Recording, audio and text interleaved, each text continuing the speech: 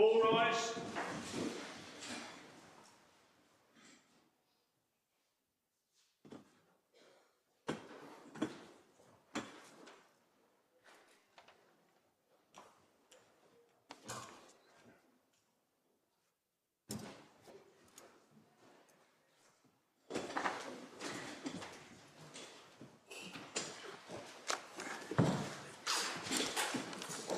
Yes, I don't see why they were kept in that shape.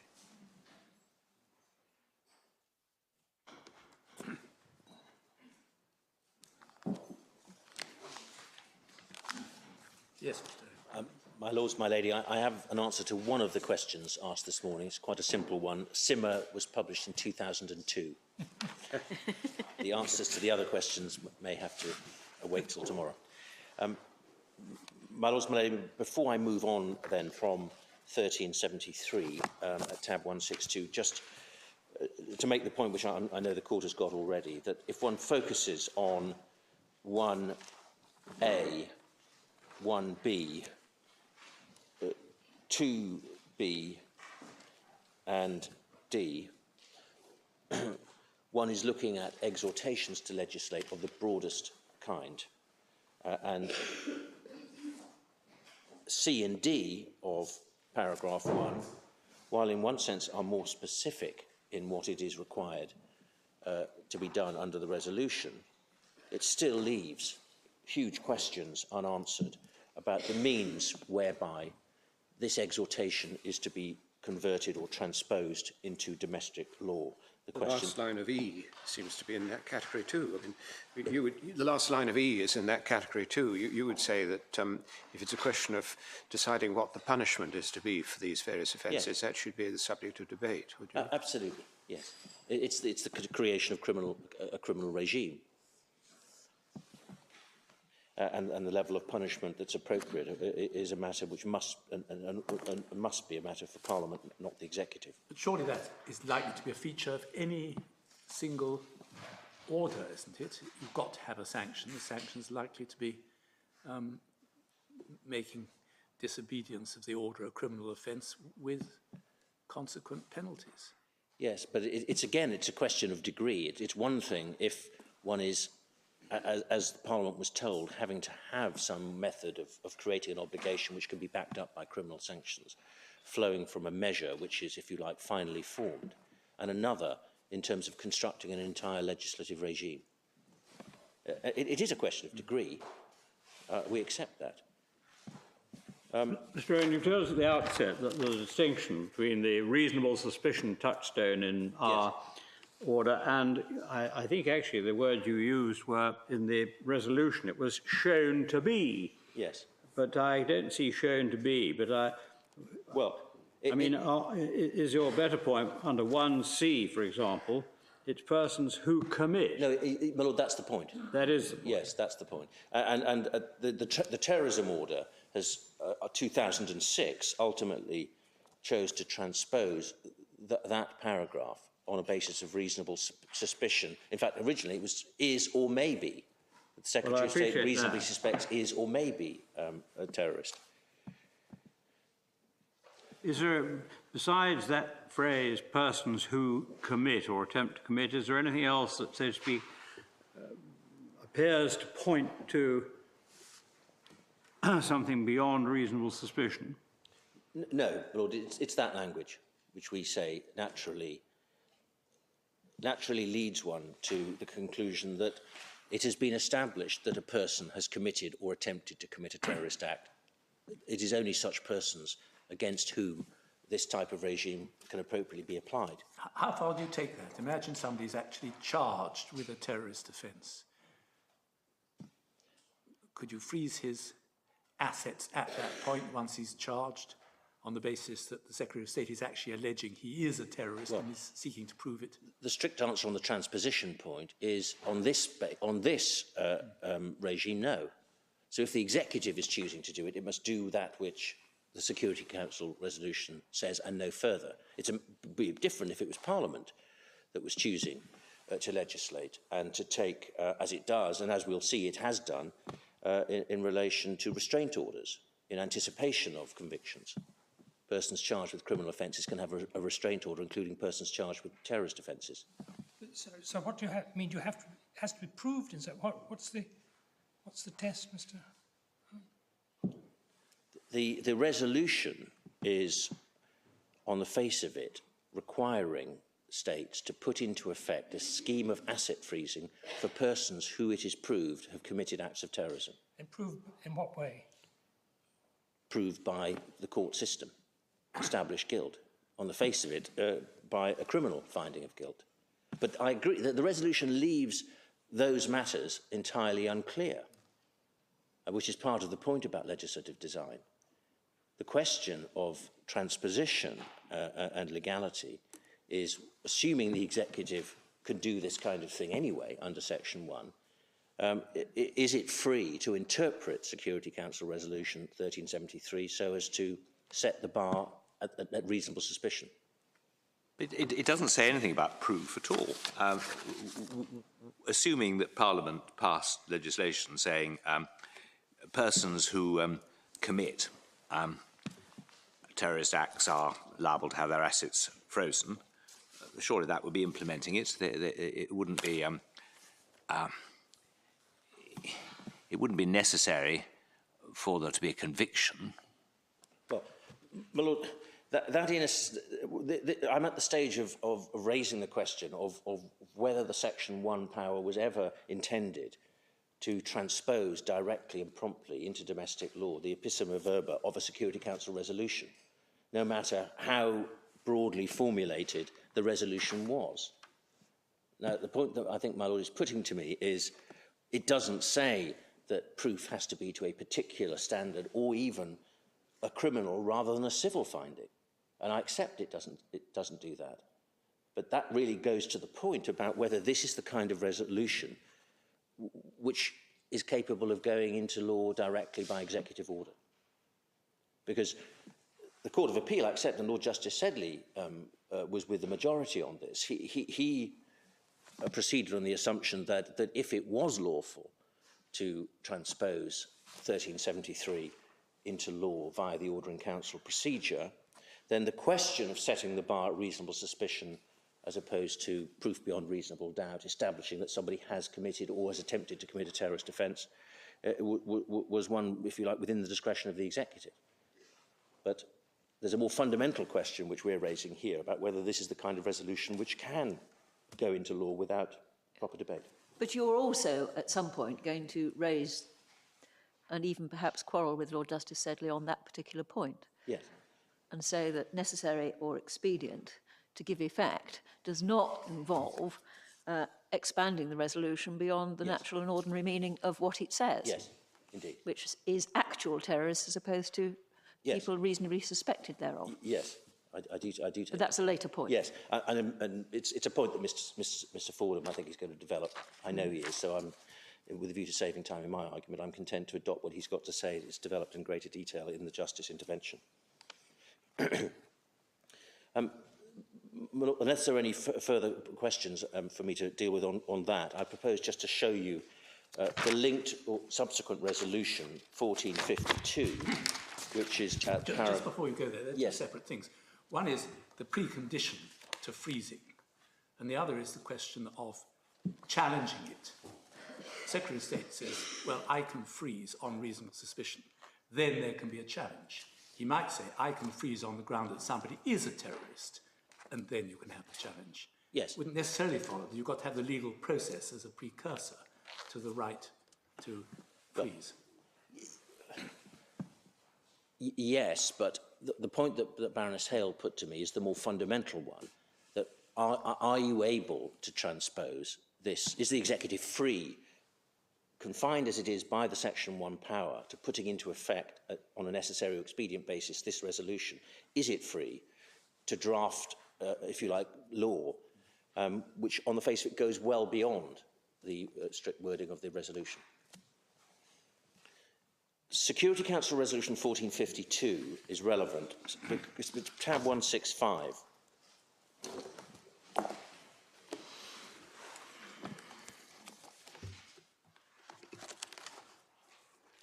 It was enacted in December 2002, as you see. It forms, in fact, or it's strictly linked to the asset freezing regime established by Security Council Resolution 1267 and the resolutions that followed it. In other words, those resolutions which gave effect in English law to the Al-Qaida and Taliban order. And Security Council Resolution 1267 is at tab 159, but I'll leave it to Mr. Singh to take you through that, if I may, because it's crucially relevant to his argument. The main purpose of 1452 was to mitigate the impact of the 1267 regime so as to permit the release of frozen funds, financial assets and economic resources where necessary to provide for basic expenses, the payment of legal fees or financial services charges or extraordinary expenses. And one sees that in paragraphs 1A and B. One is referring, as I've just said, only to 1267. But if you go over the page to paragraph 5, you'll see that it urges member states to take full account of the considerations set out above in their implementation of 1373. So although formally linked to 1267, in fact, it was intended to be of application to any asset freezing regime under either 1267 or 1373. And what we say then, before moving on to the domestic legislation in this field, is that there is nothing in the wording of 1373 which says anything about how its provisions are to be given effect in the domestic law of member states. And in circumstances, going back to the point earlier on, where there is no lawmaking body established via the UN Charter in the sense, for example, of the EU Commission or Parliament, we submit the international law obligation is simply to ensure that member states respond to the call of the Security Council pursuant to Article 41, it being up to member states then to decide what, if any, legislative response is required to the resolution. Could I then move on and refer you to the note, which I hope you have with a Treasury tag dealing with terrorist funding, forfeiture, and asset freezing legislation. We've sent a copy of this to the Treasury very late in the day, and we sent it to them on the basis that we would be handing it up, not as an agreed note, but in the hope that at some stage it or a different version of it might be capable of agreement on the basis it would help the court to follow what is quite a dense patchwork of primary and now delegated legislation.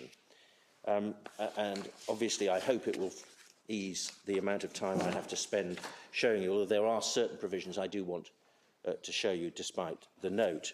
What we say in general terms is that an analysis of this primary and delegated legislation reveals a muddled, confusing and somewhat incoherent picture with the various terrorism orders made under the Section 1 procedure of 2001, 2006 and more recently 2009, inconsistent with each other in terms of the requirements of 1373, and we say perhaps more importantly, quite inconsistent with what we say are the fairer in terms of due process, but also more closely confined and targeted provisions of primary legislation.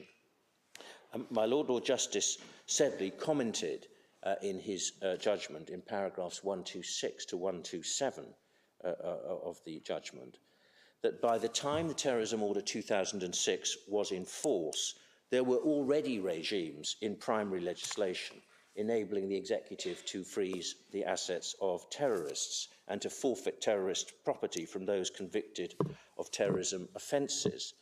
And he was referring then to the Terrorism Act 2000 and the Anti-Terrorism Crime and Security Act 2001.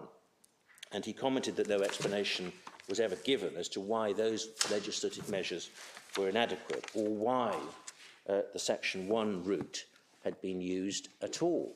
And we add to that, as will emerge when we come to the legislation, that under the 2005 Act, which introduced control orders, on the face of it, all of these individuals would have been suitable for the control order regime set up by Parliament.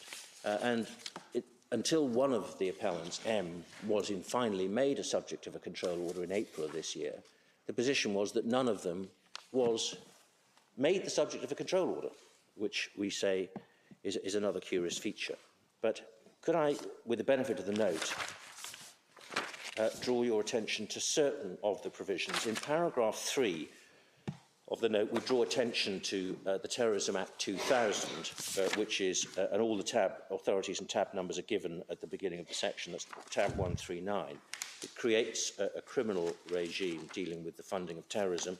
In paragraph 4, we set out those terrorist financial offences, and then refer to the fact that the Terrorism Act 2000 also includes forfeiture provisions. Can I just show you those? It's volume 17, tab 139.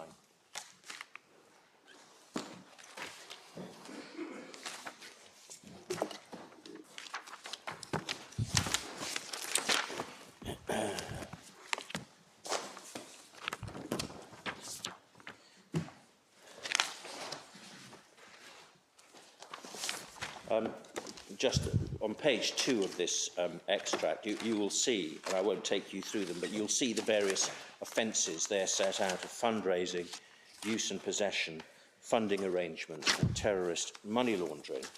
And at section 23, on page 20,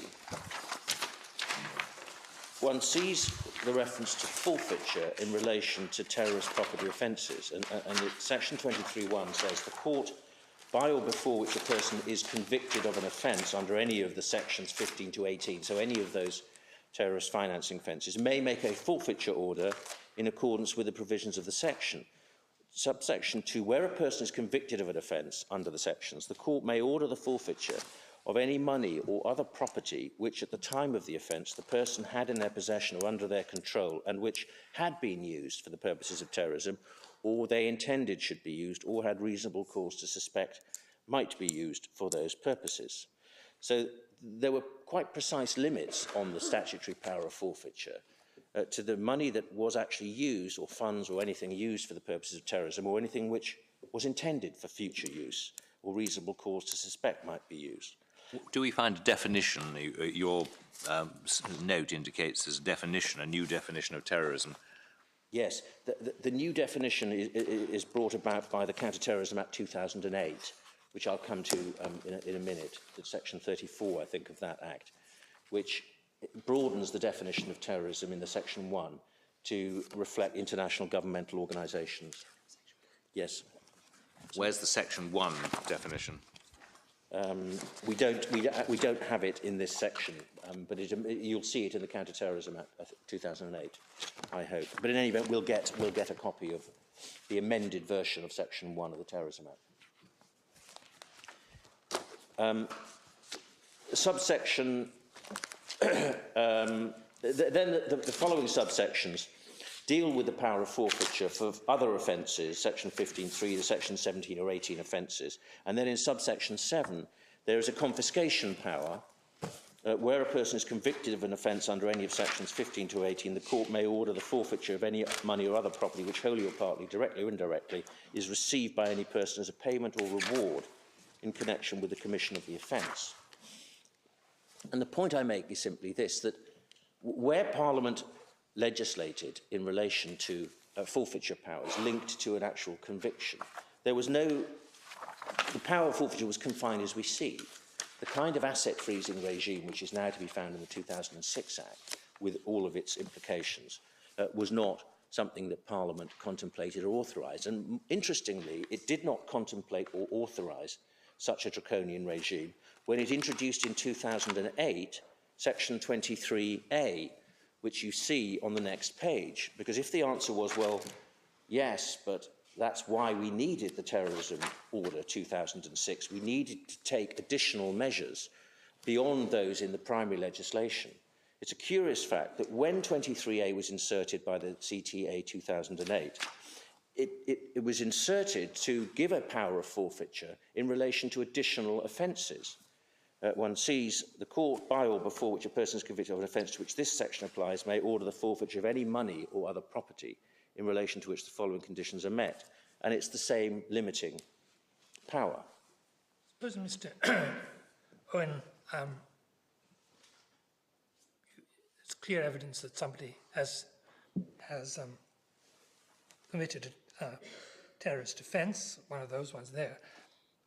Can you take an order to freeze assets pending the trial? Yes, you can. Yes. Yes. So there is that part. Yes. Where is it? Yeah, but it's not the kind of regime that we see in the Terrorism Order 2006, which prevents access to any form of economic resources. That's why I was asking where it was. Yes. No, the answer is there is a power to freeze. There has to be. Yes, it was in the Terrorism Act 2000. Those provisions were then repealed, and a different set of provisions were introduced in the ACT-SA 2001. But the point is that so far as forfeiture is concerned, if you like, the consequence of being convicted is not to visit upon the individual the kind of regime which is authorised by the 2006 order. The ACT-SA 2001 is tab 142. This, by the time this came into force on the 14th of December 2001, or royal assent given on the 14th of December 2001, Parliament had, of course, already enacted the Terrorism Order 2001, which was said to be in response to 1373. And we'll come on to that later on. I'm just focusing for the moment on the primary legislation. One sees from the preamble that it was an act to amend the Terrorism Act to make further provision about terrorism and security and to provide for the freezing of assets. Now, there was no reference here to 1373, but on the other hand, 1373 had been issued less than some 3 months earlier, and must presumably have been in the minds of those who presented the legislation to Parliament. And as we'll see, by this stage, the Terrorism Order 2001 had not created anything like the regime which was ultimately to be found in the Terrorism Order 2006, in terms of the complete strangulation on a person either using their own assets or receiving directly or indirectly funds, property, assets, or economic resources of all kinds. And as going back to the note, one sees that at paragraph 9, the purpose of the Act was to build on legislation countering the terrorist threat, and its measures include those aimed at cutting off terrorist funding, and it contains a power of forfeiture not reliant on prior criminal conviction. And this power, to answer my Lord Rogers' point, was not entirely new. The ability of the court to order forfeiture in civil proceedings was initially established in sections 24 to 31 of the Terrorism Act. They were repealed. Also, the ACT-SA was wider in that the power was not limited to cash seized at borders and mirrors the cash seizure provisions in the Proceeds of Crime Act. And there's a wider definition of terrorist cash. Part 2 of the ACT-SA created provisions permitting the freezing orders to be made. And we see that on page 3 of this document, section 4, a power to make a freezing order. But the conditions of the freezing order were quite tightly confined.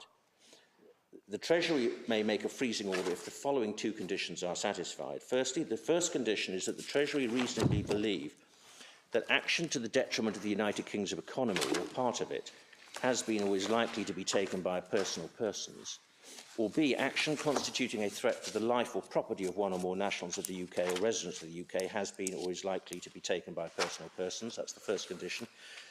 That if one person is believed to have taken or to be likely to take the action, the second condition is that the person is the government of a country or territory outside the UK, or a resident of a country or territory outside the UK. If 2 or more persons are believed to have taken or to be likely to take the action, the second condition is that each of them falls within paragraph A or B of subsection 3, and different persons may fall within different paragraphs. As far as we know, I think that some concern arose when this power was used against an Icelandic bank over the... yes, there's a reference to the Landsbanki freezing revocation order underneath that, but there was some concern, I think, by the Icelandic community that anti-terrorism legislation was being used to get a freezing order in relation to the insolvency of that particular bank. But in any event, that quite tightly confined power of freezing was what Parliament decided to enact some 3 months after the 11th of September. Well, 2A on the face of it is incredibly wide, as demonstrated by the measure, the freezing order that was put in place. It may be in terrorism legislation, but it's actually...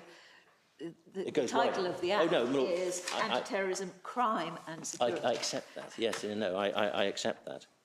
And it may be, therefore, the upset was unjustified. But the second condition is the confining one in terms of the ability to make the order. That the person is the government of a country or territory outside the UK, or a resident of a country or territory outside the UK. And Section 5 deals with the contents of the order. A freezing order is an order which prohibits persons from making funds available to or for the benefit of a person or persons specified in the order. So even if, to the extent that 1373 was being taken into account at all at this stage, no reference to economic resources as being prohibited or restricted.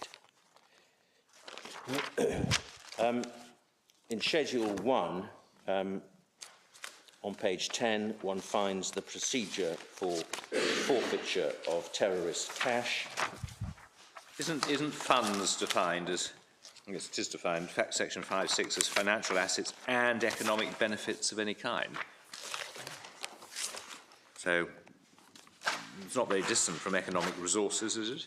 It's not quite clear if it carries with it the concept of convertibility that economic resources is given in the Terrorism Order 2006. But yes, I accept it is broad to that extent. And then Schedule 3 on page 24 deals with freezing orders.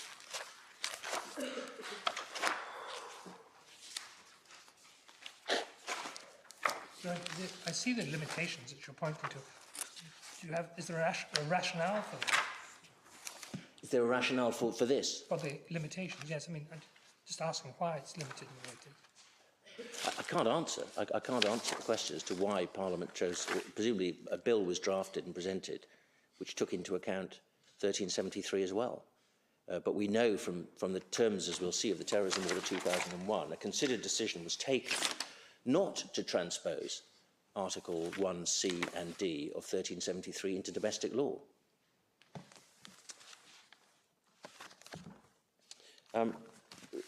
Next in chronological order was the Prevention of Terrorism Act 2005, which I can deal with very quickly because I think all members of the Court are familiar with it from the control order legislation. Just to make one point, it's tab 145. Presumably, most, I'm sorry, just to go back, but presumably most of the circumstances, if not all, in which one can envisage that someone inside the United Kingdom was taking action to the detriment of the UK's economy, and certainly taking action which constituted a threat to life or property of a UK national, most of those would be capable of being catered for by existing domestic legislation, wouldn't they? The Financial Services Authority and the ordinary civil and probably criminal law in the case of threat to life or property. Well, one would have thought so, yes. Yeah, so that, I mean, maybe that's the explanation as to why it only deals with foreign governments and residents. In any event, the simple point I make is that nothing in this Act approaches the rigours and intrusiveness of what was ultimately put in place in the Terrorism Order 2006. Tab 145, Prevention of Terrorism Act, which introduced control orders. One sees, it's a short point, that Section 1.4, which is dealing with the kind of obligations that can be imposed via a control order, may include in particular a prohibition or restriction on his use of specified services or specified facilities, or on his carrying on specified activities. That can include preventing the use of all banks, financial services, and so on. But as I say, at no stage were these individuals, until earlier this year, put on a control order regime at all. The Terrorism Act 2006 is tab 140. And so this is the third parliamentary window, if you like, third parliamentary decision to legislate post September the 11th and before the enactment of the Terrorism Order 2006. And one sees royal assent given on the 30th of March 2006, some 7 months before the Terrorism Order is made overnight by the Executive. And one sees the preamble and act to make provision for and about offences relating to conduct carried out or capable of being carried out for purposes connected with terrorism, to amend enactments relating to terrorism and other purposes. And the Act creates a number, as we go, paragraph 20 of our note, creates a number of new offences, encouragement of terrorism, dissemination of terrorist publications, and so on. At para 21, we say the Act applies to both acts of terrorism and convention offences. So here's Parliament looking at the need to bring domestic law into line with international conventions, and it was specifically the Council of Europe Convention for the Prevention of Terrorism. One sees that at para 97 of the explanatory notes, which is page 67, top right-hand corner of this document.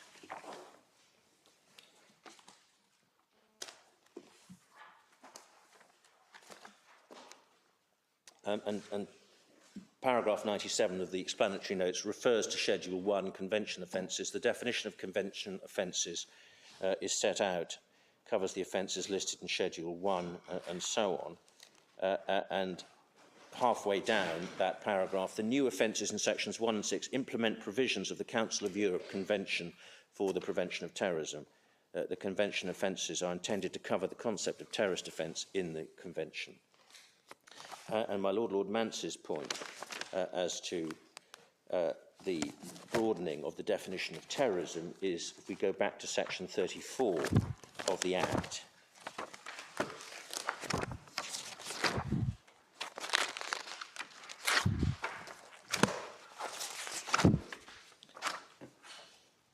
I'm sorry, in fact, we'll have to get the section 1 definition, but one sees that the amendment of the definition, section 1(1)(b) of the 2000 Act, under which actions and threats designed to influence a government may be terrorism, and so on, after government insert or international governmental organisation. So it was intended to embrace, for example, the United Nations, as well as simply a government.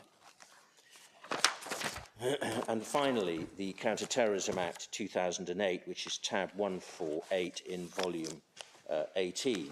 Perhaps I needn't invite you to turn this up now, because the note summarises those provisions from paragraph 22 onwards.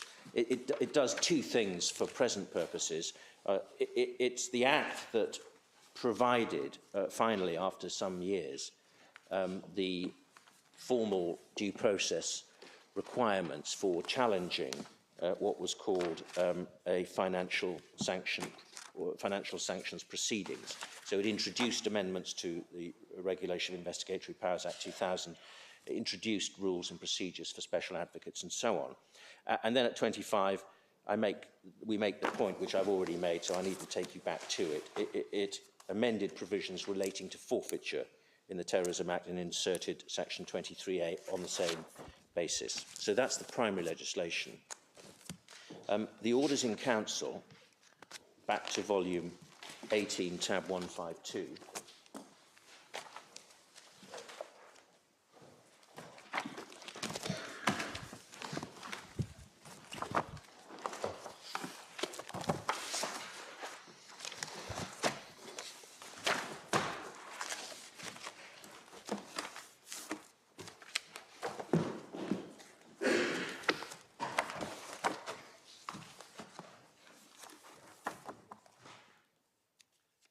So this was the first order in Council made in response to Security Council Resolution 1373, which was the 28th of September, and here on the 9th of October, the Terrorism UN Measures Order is laid before Parliament the same day and brought into force the following day. It states that whereas under Article 41, the Security Council has called on Her Majesty's government to apply certain measures to give effect to decisions, now Her Majesty exercises the Section 1 power. One sees at subsection 5 of Section 1 an offence creating provision exists in relation to a number of articles. Over the page in the introduction, the definitions are given of various concepts. And the point here is there's no reference here to economic resources, although that is a term used in 1373. The reference is to funds, means financial assets and economic benefits of any kind, including etc. Another fundamental point about this particular version, or the first version, is there is no provision for designation at all. So there's no process whereby the Treasury designates a person as suspected of terrorism, with the consequences that we know flow in terms of the criminalisation of that person's use of any of his or her own resources, and then the criminalisation of making available to that individual funds, assets, economic resources. What there is, however, is what is on the face of it a quite extraordinary provision in Article 3. Article 3 of this instrument says this, under the heading Making Funds Available. Any person who, except under the authority of a licence granted by the Treasury under this article, makes any funds or financial or related services available directly or indirectly to or for the benefit of a person who commits, attempts to commit, etc., a person controlled or owned directly by a person in A, or a person acting on behalf or at the direction of, is guilty of an offence under this order. So there's no need for a person to be designated. The article seems to say that if anybody makes funds or financial services available to or for the benefit of a person, they commit an offence. There's no provision in Article 3 for any defence to the effect, I had no reason to suspect that the recipient of the funds was involved in terrorism. So it appears to create the most extraordinary form of strict liability in the absence of any formal designation of an individual. We then move on to the freezing. I mean, surely one would infer knowingly. Well, yes, the presumption in favour of mens rea would arise. I entirely accept that. But if one is looking at, well, maybe this is a quality of lawmaking point as much as anything else, but it is an extraordinary provision on its face. That maybe the speed with which it was drafted explains that.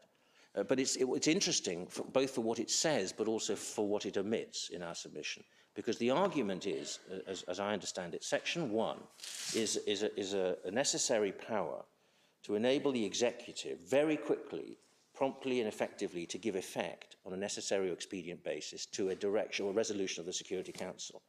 And here is the government acting within a matter of days. And it does not simply put into effect 1C and D of Article 1 of 1373. It tracks a very different legislative path.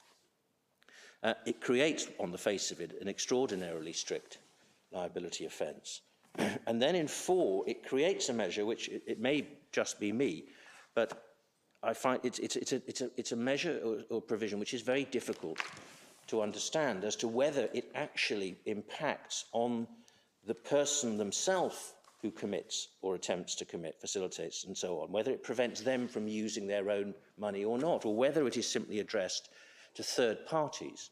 Because what it says is where the Treasury have reasonable grounds for suspecting that the person by, for or on behalf of whom any funds are held is or may be a person who commits, attempts to commit, etc., the Treasury may by notice direct that those funds are not to be made available to any person except under the authority of a licence granted by the Treasury under this article.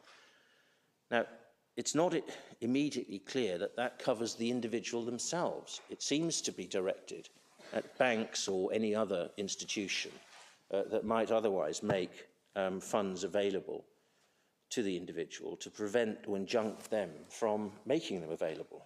Because it's hard to read the person by whom any funds are held as the person themselves. It may be an academic point. Well, it is an academic point in the sense it's not the measure which is engaged in our proceeding. But in terms of contrasting what, if that's right, that read in its ordinary meaning, it doesn't cover the person themselves. Why doesn't it? It's a person by whom any funds are held is or may be a person who commits or attempts to commit blah, blah, blah, acts of terrorism. He's got to get the Treasury permission for spending anything. Well, it's an unusual way of expressing it, to say the person by whom funds are held. Yeah, well, sock under the bed. Under the mattress, yes. Can't spend it on anything but without the Treasury licence. Well, I think that's what he says. yes, it suggests that particular language. It could have been expressed much more clearly if it was intended to affect the individual themselves. In any event, it presumably can't be intended to enable the Treasury to make an order that the person by, for, or on behalf of whom the funds are held shan't have the funds. I mean, because that would mean, by definition, that the Treasury was directing that person to make them available to someone else, which is, on the face of it, what the Treasury is entitled to do. Is entitled to direct that the funds shan't be provided to a third party. So you can't spend them on food? You can't spend them on food, for example, yes. But you can keep them under the bed? Yes, exactly. well, Yes. So I think... in any event, it is not a model of clarity as to what it is, what it is seeking to address. And subsection 9 creates the criminalisation of contravening a direction given under paragraph 1. But leaving aside those points as to the quality of the drafting, we make the point that this measure says nothing about economic resources, and that is the hugely additional restriction which the Terrorism Order 2006 brings into force, the complete strangulation of an individual's ability to access any form of asset, funds or economic resource, either themselves or directly or indirectly via somebody else, including their own family, other than by Treasury permission. Now, this measure simply contains nothing of the kind. So what does it not cover, which is covered by the new thing? What does it not cover? Yes. It doesn't cover the whole question of economic resources being made directly or indirectly available to a designated person. It doesn't deal with the issue of economic resources at all. Including wives feeding their husbands? Yes, it doesn't deal with that at all. That's yes, what you've got. that's my point, yeah. So you couldn't stop somebody giving a designated person a diamond ring which they could take along and realise, is it? No, on the face of it, not. Well, you couldn't stop them giving it to them, but you could stop him pawning it. Well, I'm not sure you could on this. Well, it depends. It depends if it would be covered. Well, it depends on Financial whether asset. Is it a financial? This is back to our previous conversation. Yes, yes. I mean, in the case of M, which I think at least 3 members of this court were involved in, which dealt with a case brought by the wives of a person and then brought into play the EC regulation and so on, that went on a reference. But the concern there was the extraordinary strangulation intrusion, which the House of Lords found to be disproportionate in relation to the concept of making available to the designated person for his benefit virtually anything, well, anything. And that type of problem is not raised by this measure on the face of it. You can get the diamond ring under this, but you can't do anything with it. You can't raise money with it. That's right. That's right. Yes. It's like the money under the bed. Yes. Without permission. Yeah. The problem with the new regime is you can't even get a chocolate bar. anything which has a convertible economic value is prevented without Treasury license. How does that differ from economic benefits of any kind in the definition of funds? Is there really a difference between the two expressions? There isn't the concept, well, it's if one looks, perhaps we ought to look at the definition of economic resources. If we go to the next order,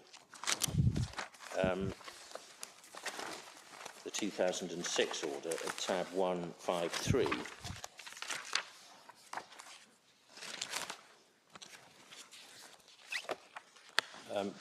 one sees that economic resources are defined as assets of every kind, whether tangible or intangible, movable or immovable, which are not funds, but can be used to obtain funds, goods or services. So the 2006 order proceeded on the basis that there needed to be an extended concept. It's quite subtle, because you see the definition of funds in this order takes out the word economic before benefits. Yes, So, but the definition of economic resources seems to proceed on the basis that this category is not a fund, doesn't fall into the category of funds.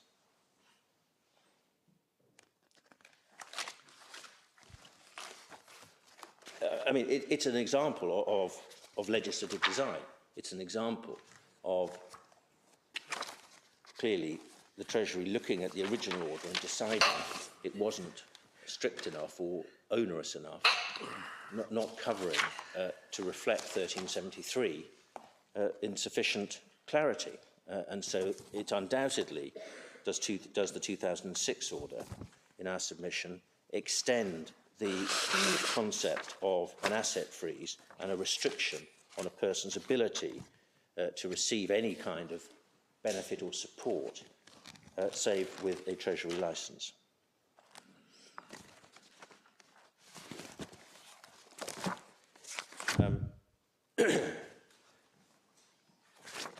And so we come then to the 2006 order.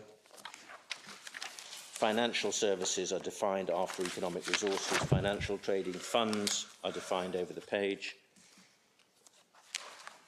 And then we come to the procedure for designation.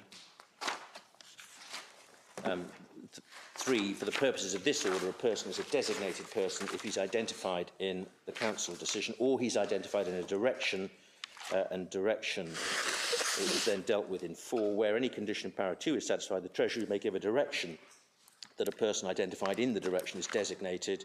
The conditions are the Treasury have reasonable grounds for suspecting that the person is, and then the words or may be, which were excised by the Court of Appeal and not appealed by the Treasury. And then the criteria are set out. And the 3 appellants here are 4.2a designations. 5 deals with further provisions dealing with publicising generally or informing only certain persons, and your lordships and my lady know that these appellants were the subject of a restricted direction. Over the page, part 3 deals with the prohibitions and licensing regime and is the offence creating provision. And Article 7, a person, including the designated person, must not deal with funds or economic resources belonging to, owned or held by a person referred to paragraph 2, unless he does so under the authority of a licence granted under Article 11. The prohibition applies in respect of, and then sets out the various criteria, including, at D, any person acting on behalf of or at the direction of a person referred to in subparagraph A or B. And we've raised a question in terms of the legal certainty of this measure. What does acting at the direction of a person referred to? And it gives rise, we submit, to some obvious difficulties precisely within a family context. 3, a person who contravenes the prohibition in paragraph 1 is guilty of an offence. In proceedings for an offence under this article, it's a defence for a person to show that he did not know and had no reasonable cause to suspect he was dealing with funds or economic resources belonging to, owned or held by a person.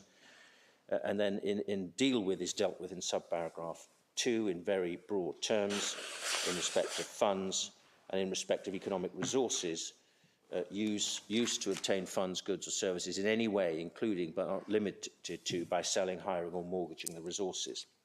So that's Article 7, dealing and focusing on the funds and economic resources of the designated person.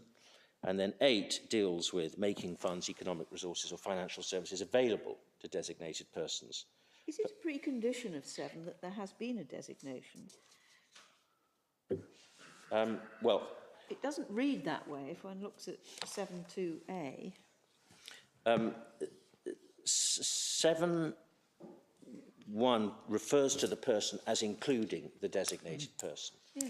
But it, on the face of it, yes, it can go wider than that, so it could apply. It could apply to the assets of people a person who isn't designated. Who was covered by the previous thing, but not designated. Yes, I'm reminded by Mr. Squires, I think Lord Justice Wilson raised precisely that question below. I mean, as it happens, it doesn't matter for our purposes because they were all designated persons. Yeah. But in terms of the reach of the article, with respect, I agree. I think it does go beyond designation. It's a rather implausible scenario that you ask the Treasury for a license to make some deal with some funds belonging to a person who's a terrorist without them having been designated, or anyone having been designated. Yes.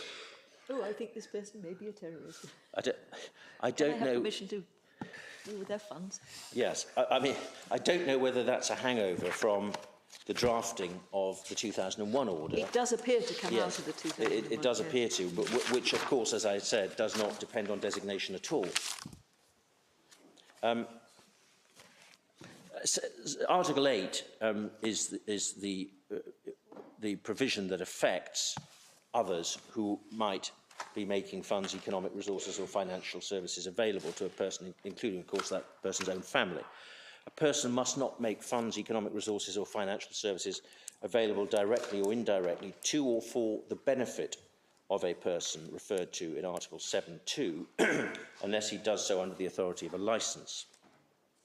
And the offence-creating provision in proceedings for an offence, it's a defence to show he did not know and had no reasonable cause to suspect he was making funds, economic resources, financial services available directly or indirectly to or for the benefit of the person referred to.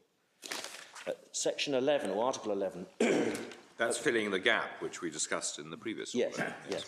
But is there a basic needs exception? No, that's the 1442. That's the licensing regime. Oh, the licence just deals with that, does it? Yeah. Yes. I mean, that's... The purpose of the licensing regime is to introduce, as 1452 said, must be introduced to this type of regime, a provision for basic expenses.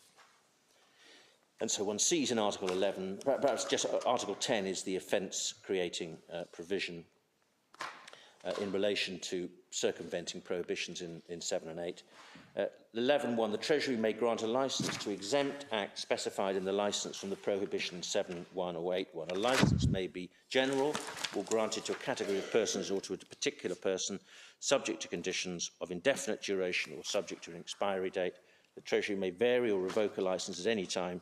Treasury, where they grant, vary or revoke a licence, must, in the case of a licence granted to a particular person, give written notice, etc. In the case of a general licence, take such steps as the Treasury consider appropriate to publicise the licence variation or revocation. And then subsection 6 of that, again, dealing with breaches of the licensing provisions. And then finally, at tab 155, and we deal with this in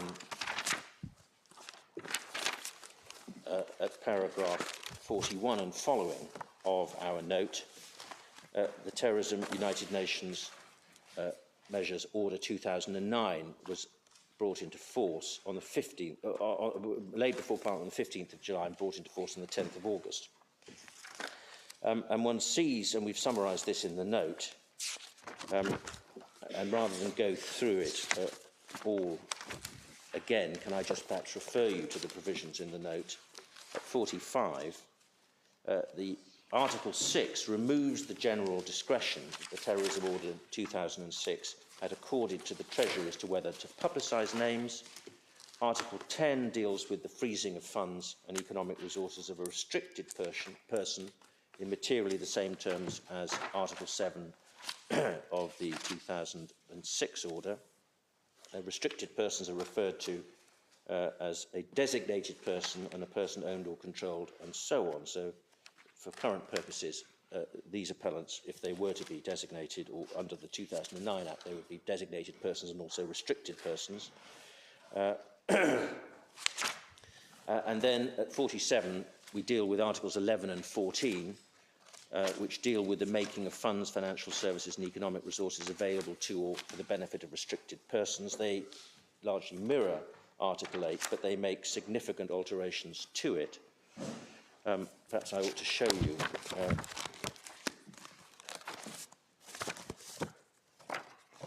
And these only apply to restricted persons?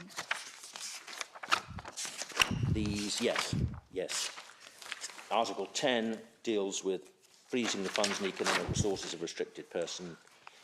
11 substantially mirrors Article 8, making funds or financial services available to a restricted person. Article 12 mirrors Article 8, save that it does not apply to funds and financial services made available indirectly to a restricted person. And one sees in subparagraph 4 of Article 12, which relates back to the making of funds or financial services available to any person for the benefit of such a person. Funds or financial services are made available for the benefit of a restricted person only if that person thereby obtains or is able to obtain a significant financial benefit. Now, and financial benefit includes the discharge of a financial obligation for which the restricted person is wholly or partly responsible. Now, nowhere is defined what significant financial benefit is. And so presumably under this new scheme, to which these appellants are not, of course, subject, that is going to be a matter which is up to Treasury officials in the asset freezing unit to define, which we say creates or perpetuates the problem of certainty. But what about feeding somebody? It depends whether it's... Sorry? Yes. The question of feeding is to be dealt with by Article 13. That's making an economic resource available to a restricted person. So? Yes. What is under Article 13? So here, Article 13, a person mustn't make economic resources available directly or indirectly. And a defence is set out here, which I think is intended to deal with the borrowing the lawnmower point. In proceedings for an offence under this article, is a defence for a person to show they didn't know and had no reasonable cause to suspect that the economic resources were being made available directly or indirectly to a restricted person, or the restricted person would be likely to exchange the economic resources or use them in exchange for funds, goods or services. Well, that would cover feeding somebody or accommodating them, as long as you had no reason to suppose that if you gave them a bar of chocolate, they were going to yes, I think so. swap it for something else. There may be a difficult question between if the item of food is cooked or uncooked, as to whether it's convertible, and therefore it qualifies as an economic resource. I mean, if you buy someone a pint of beer in your club, is that an economic resource? Could it really be used to obtain funds from another member of the club? Well, I think Mr. Swift would say yes, it could. But if you give them orange juice in your kitchen, no one would suggest that could be used to be sold. Well, I think it's clear that this provision was intended to make clear that level of intrusion should not be could This is definitely less draconian than the previous scheme. And of course we rely on that. Mr. Swift says, this is not a point that assists at all, it just shows a sensible adjustment in the face of teething troubles under the old regime. We say it goes to the question of necessity, or both in two senses: necessity in terms of the Section 1 sense about how it could have been said to be necessary or expedient to introduce the 2006 order in circumstances where the 2001 order didn't reflect the rigours of the 2006 regime, and in the light of the fact that they then rode back from the 2006 regime in the form of the 2009 order. And we say it is relevant in looking at the question of necessity or expediency within Vyri's terms. It's also relevant to the question of necessity as a convention issue of justification and proportionality and so on. And in Article 14, it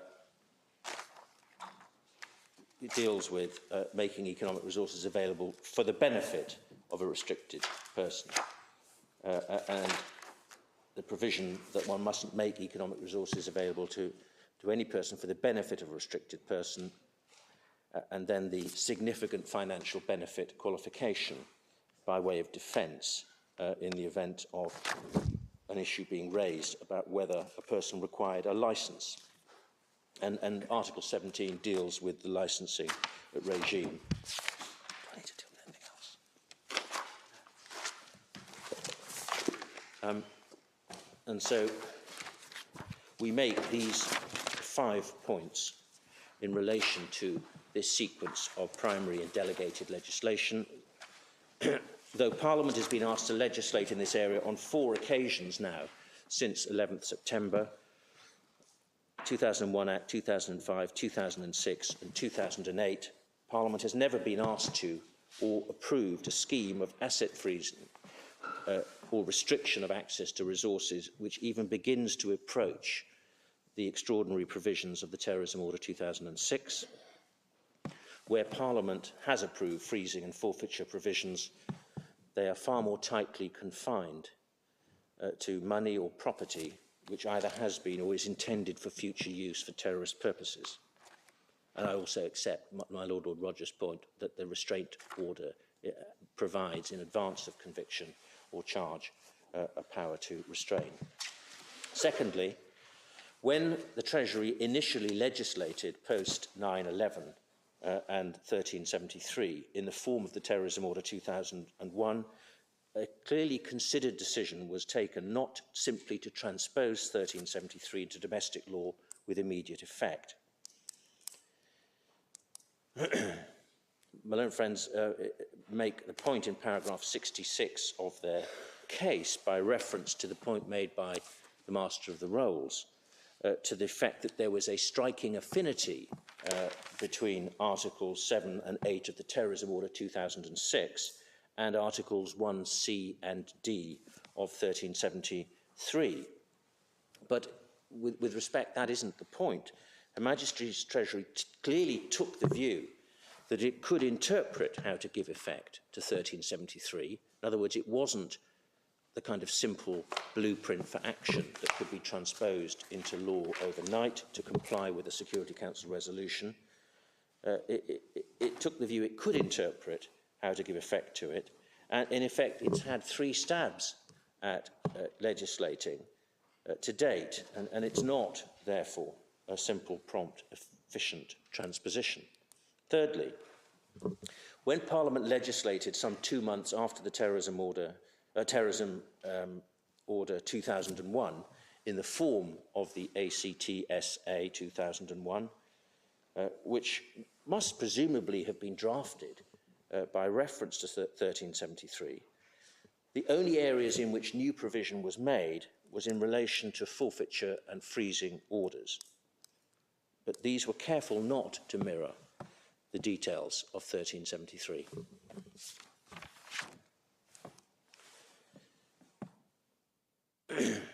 And fourthly, when in 2006 the Treasury made the Terrorism Order 2006 overnight, some 5 years after 1373, it introduced a completely new regime of asset freezing, which converted certain designated individuals into, as Lord Justice Sedley described them, prisoners of the state, even though, firstly, there was no criminal conviction and no control order proceedings.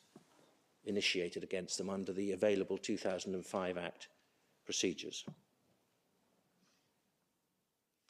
And fifthly and finally, we say this sequence of events, legislative events, raises fundamental questions as to the necessity of a regime such as the Terrorism Order 2006. It's really the point I've just made. It's impossible, we say, to see how the Treasury could regard it as necessary or expedient to enact the Terrorism Order 2006 in circumstances where 3 parliamentary windows had been missed before October 2006, and where the Terrorism Order 2001 itself did not reflect the details of 1373. Could I then... if you're just leaving that, I think there's one tiny detail in which your note is wrong. Paragraph 43 deals with the transitional provisions, and I think the reference to the 31st of August 2009 should be the 31st of August 2010. Yes, I'm grateful, my Lord. Yes, that's right. Thank you.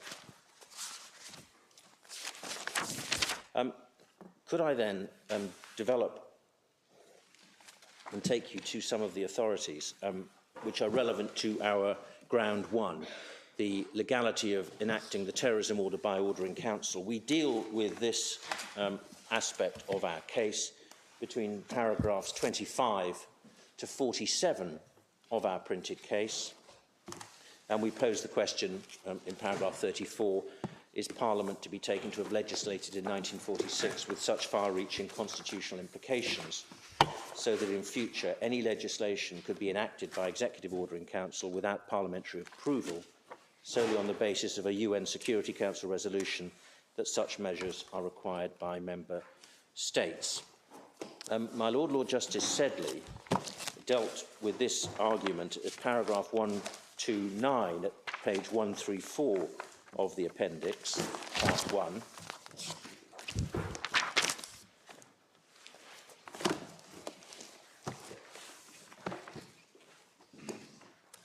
I'm not sure if my lords have it also in a law report, but at the moment it's... is it in the weeklies?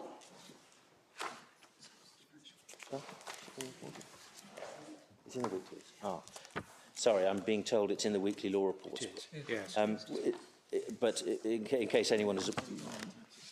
Tab 69. Volume 9, tab 69.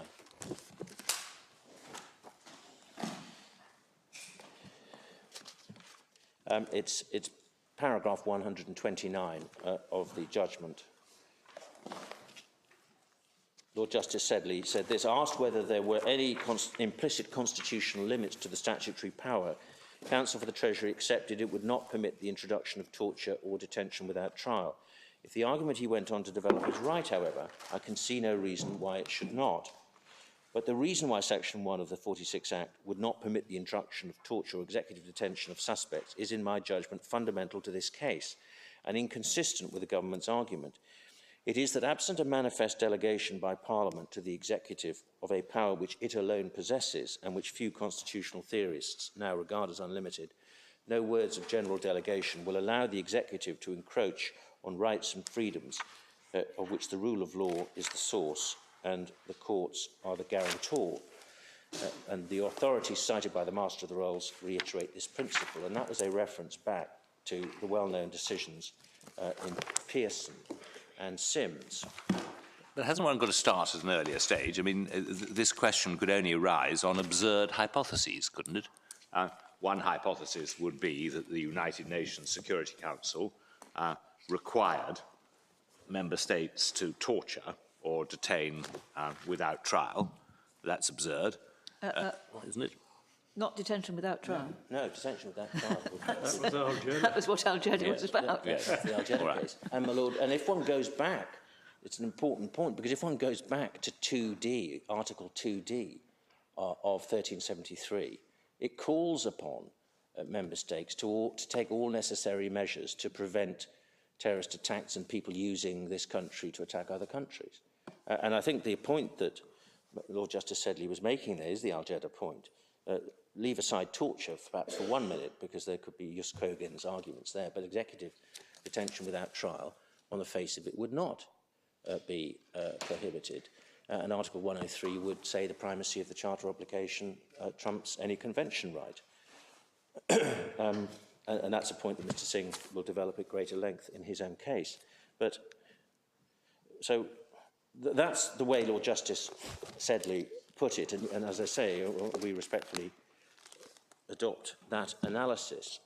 There was a reference back to Pearson and Sims, which I'll come to shortly. But we say, just as in Anisminic, the courts demonstrated that they would be very slow to accept that Parliament can have intended the lawfulness of administrative or judicial bodies to be immune from legal scrutiny, so too will the courts apply presumptions or implied limitations so as to uphold basic common law principles to vindicate the rule of law. And we've identified, as I indicated in the opening, two presumptions. It may be they really collapse into a single exercise. Firstly, the principle of legality, powers conferred in general terms not to be taken to authorise interference with fundamental rights, absent very clear words. And secondly, we say one would need the most compelling evidence that Parliament wrote a blank cheque capable of surrendering legislative power or authority to the executive across the board, depending on the growing reach and scope of Security Council resolutions. Now, the first principle is well established by authority. It may be the former, or the second one is perhaps less well supported, although we found two quite helpful New Zealand decisions, one a decision of Mr. Justice Cook, as he was at that stage, and an earlier one by Mr. Justice Turner, both of whom became presidents of the Court of Appeal subsequently, of course, and I'll take you to those. But could I start with Pearson, Volume 4, Tab 22.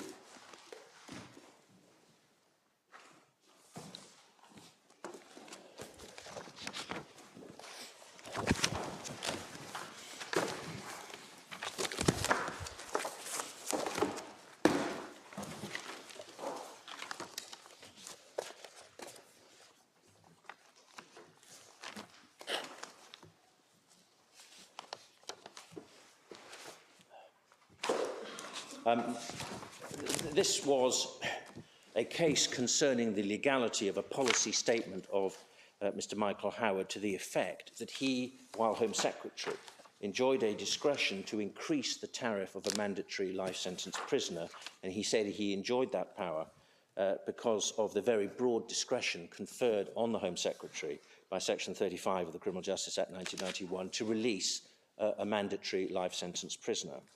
And at 573E,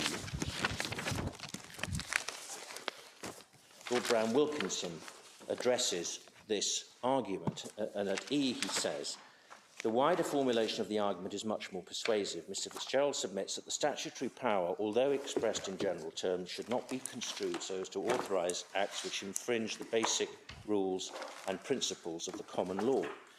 He then submits there's a basic principle of the common law that once a punishment has been imposed, it must not subsequently be increased. He calls that the principle of non-aggravation. And then at G, I consider first whether there is any principle of construction which requires the court in certain cases to construe general words contained in the statute as being impliedly limited. In my judgment, there is. It is well established that Parliament does not legislate in a vacuum. Statutes are drafted on the basis that the ordinary rules and principles of the common law will apply to the express statutory provisions. As a result, Parliament is presumed not to have intended to change the common law unless it has clearly indicated such intention, either expressly or by necessary implication.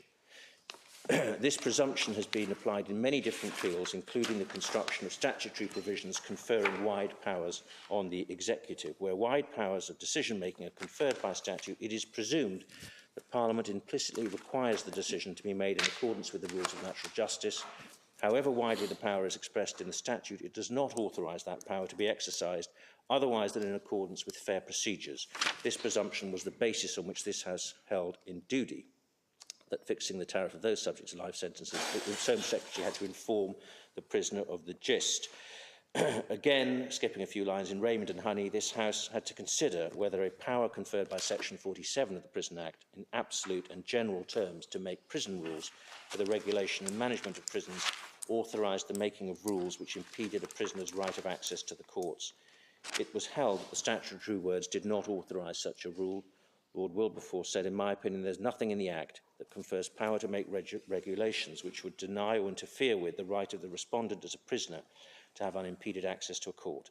Section 47, which has already been quoted, is a section concerned with the regulation and management of prisons, and in my opinion is quite insufficient to authorise hindrance or interference with so basic a right. The regulations themselves must be interpreted accordingly, otherwise they would be ultra vires.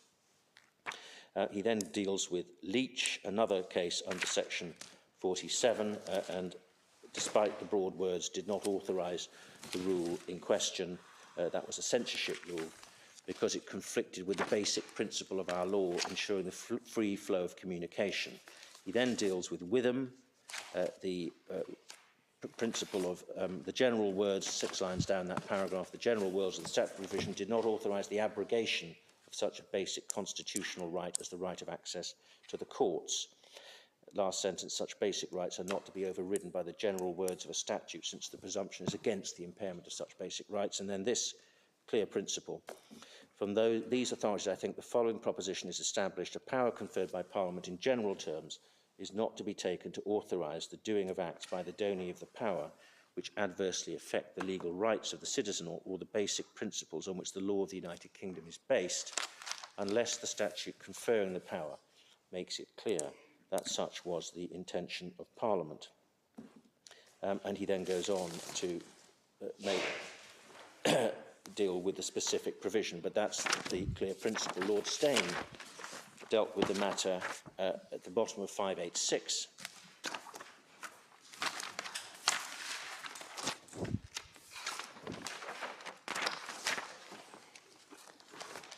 The question must now be considered whether the Home Secretary making a decision on punishment is free from the normal constraint applicable to a sentencing power.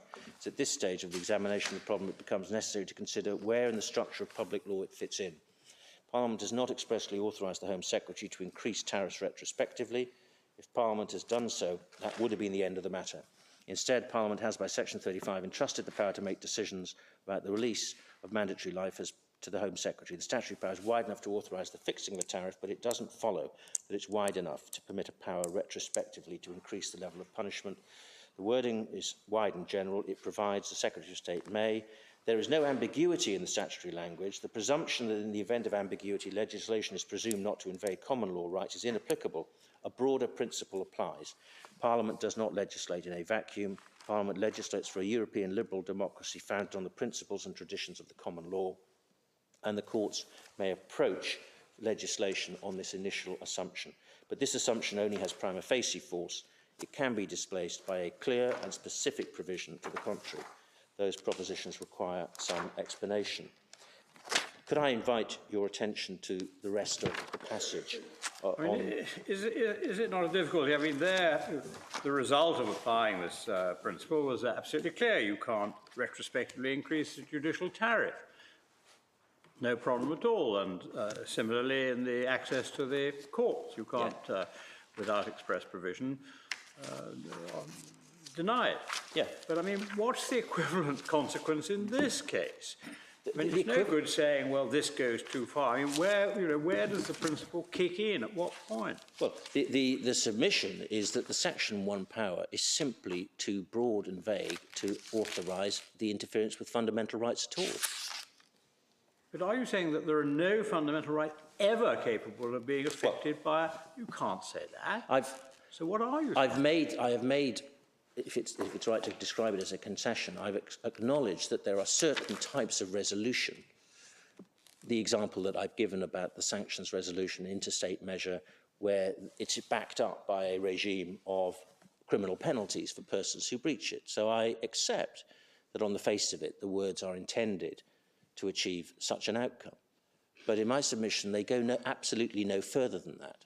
And they do not authorise the executive, if you like, to make law, to make legislation across the board, depending on whatever the Security Council may call upon a member state to legislate in respect of.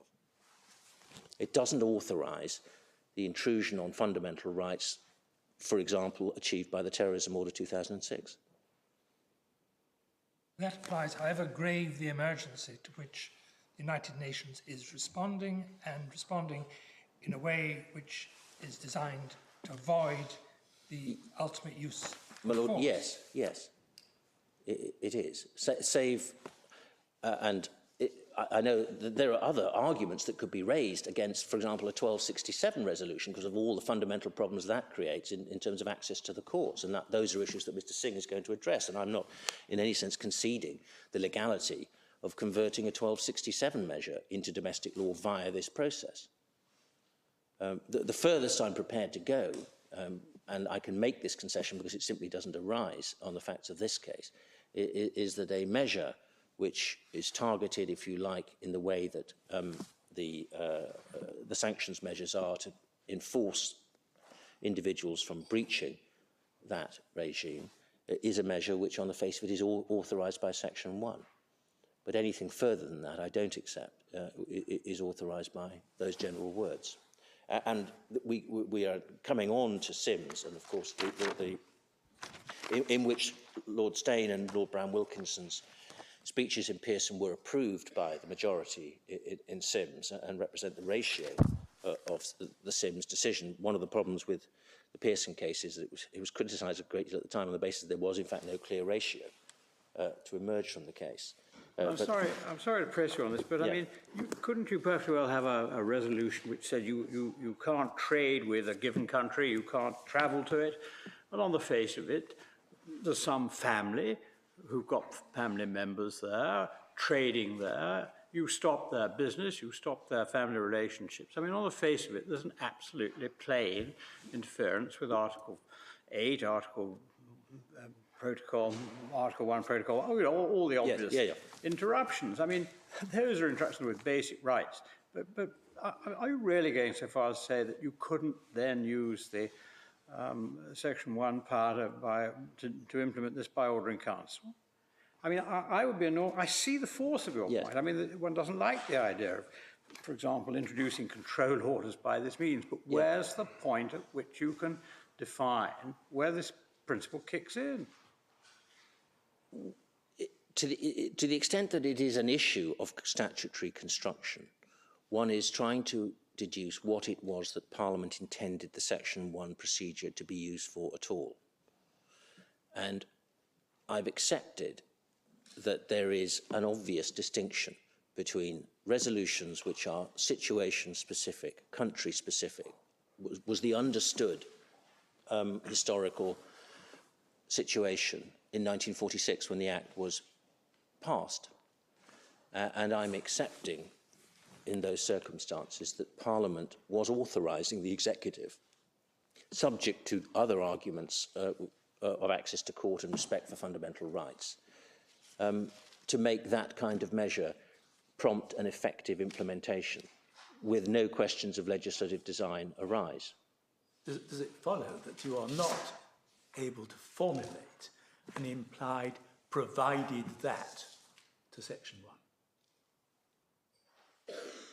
Well, I think it's implicit in what I'm saying, that there is a proviso. Well, if you can formulate it, it would be of assistance. Yes, it would. Yes. Well, Lord, can I reflect on that? Could I just ask you this, I mean, to answer either now or later, but is it an important part of your case that an order in council is a particularly objectionable form of subordinate legislation? Because we now, of course, have the situation where under the European Communities Act and under the Human Rights Act, very, very important changes in the law may be made by subsidiary legislation. Yes. In relation to the EU provision, that is against the context of us understanding concepts of direct effect and of the EU as a law-making body. And so that's the fundamental constitutional difference between what we accepted in 1972 and what Parliament was intending to accept in 1946.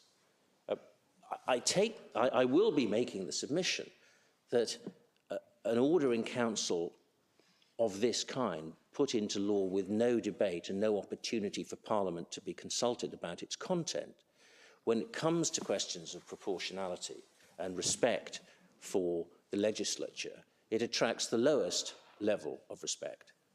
So I am making that point.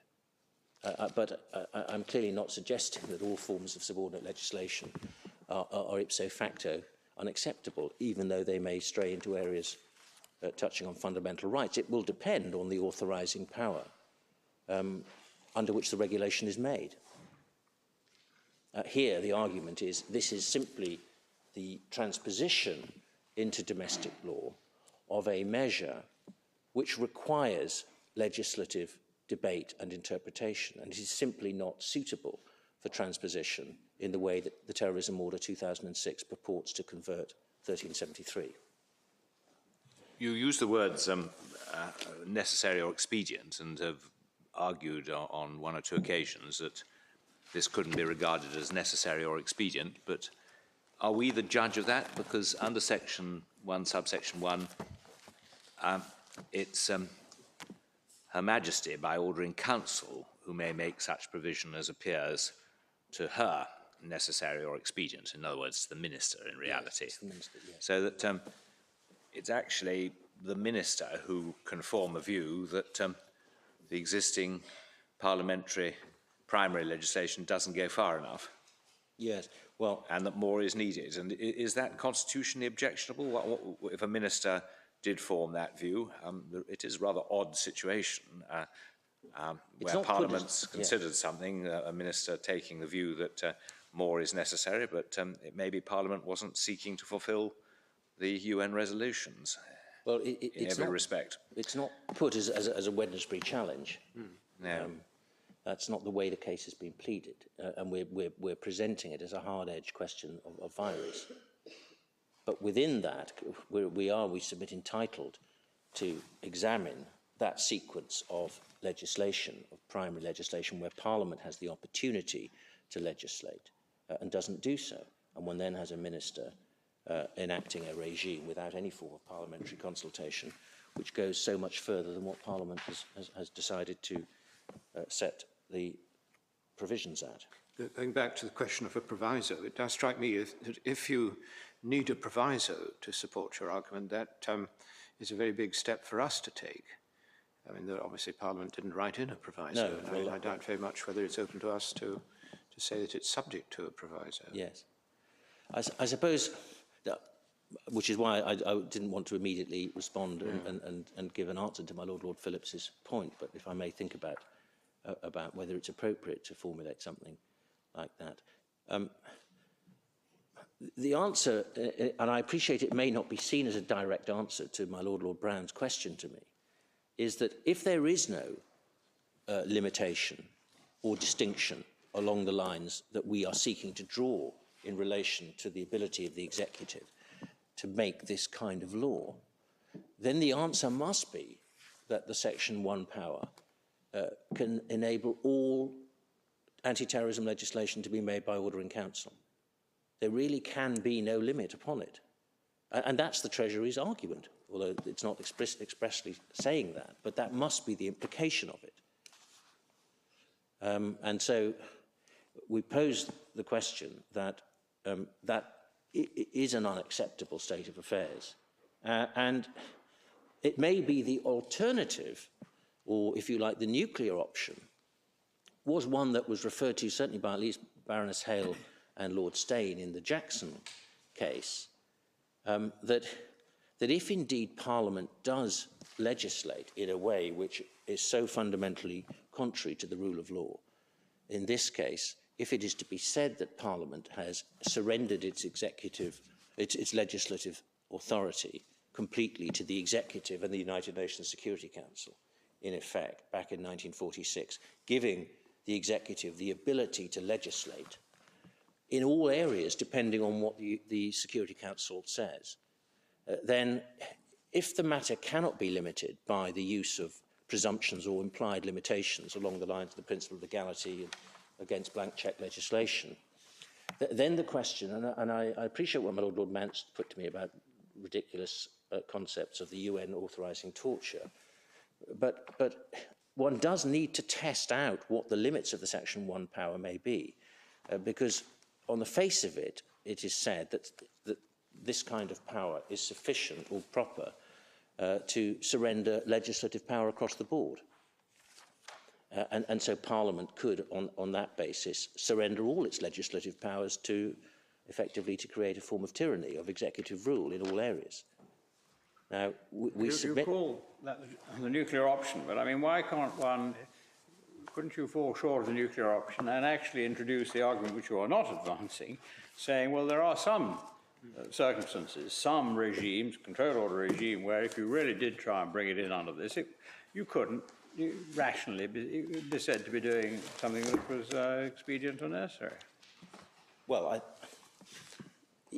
yes, I mean, I think that is the submission that we're making within the context of the reason why one can't do that is because there is some fundamental limitation on what the Section 1 power can be used for. The first draft of your proviso, I'm sure you can polish it up a lot, is really Lord Brown-Wilkinson at 575D in Pearson, which you've just shown us. Yes. Yes, I was wary of immediately coming up with a formulation because well, I understand that. I preferred to put my argument precisely as my Lord has suggested to me on the basis of Lord Steyn and Lord Brown-Wilkinson's analysis of what the limitations are. Sorry? Yes, I think my Lord was referring to the reference to the basic principles on which the laws of the United Kingdom is based, which is a pretty broad the short formulation. paragraph beginning from these authorities, I think the following proposition Yes. is yes. Yes, the basic principles on which the law of the United Kingdom is based, unless the statute conferring the power makes it clear that such was the intention of Parliament. The difficulty with that is it does run into the fact that the subsection contemplates criminal sanctions. Well, the creation of domestic offences to give effect to international obligations. Yes. The question is if, and to the extent that I'm accepting that may be authorised, that opens sesame to any form of legislation, which is the Treasury argument. Well, it depends how it's done. I mean, one can understand a sanctions regime that has to be bolstered up by some kind of penalties if you breach the prohibition. So it would be an ancillary kind of measure, which would be the way of just giving effect to it, so it actually wasn't just a paper prohibition. Yes. Whereas in this case, the thing is right in the very forefront of what the order is talking about. Yes. Yes. It's a question of degree. Yes, and if one goes back to what Parliament was being told in 1946, effectively this is quite a simple process of enabling a duty to be enforced, thereby giving effect to what the Security Council has called on member states to achieve. And that's a fairly modest use of executive power, if one is accepting that there is a degree of ceding of sovereignty to the Security Council, which of course I accept there is, to the extent that the Act enables the Minister to, on a necessary expedient basis, to give effect to those measures. It's clearly Parliament was intending to achieve something by Section 1. We submit it wasn't intending to achieve the kind of lawmaking power which this Terrorism Act 2006 exemplifies. Sims, just for completeness, is at tab 30. This was another prison case in relation to access to media access to prisoners, and I can just show you the two very short passages. Page 119, my Lord Brown-Wilkinson expresses his agreement with Lord Steyn. Lord Steyn, at page 130, between D and G, returns to the argument or the principle in Pearson,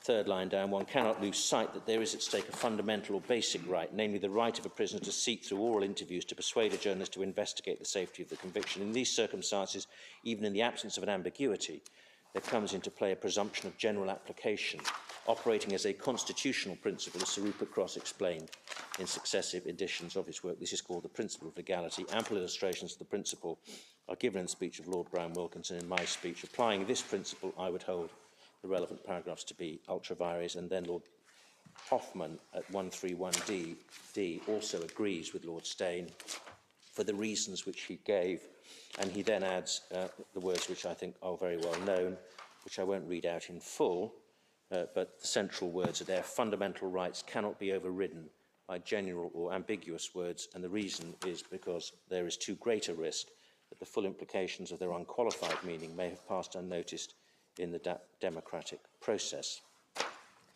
So those are the domestic authorities. Could I take you straight away to the two New Zealand authorities, which are of assistance on this point? The first is, and this is in the red folder of supplementary authorities.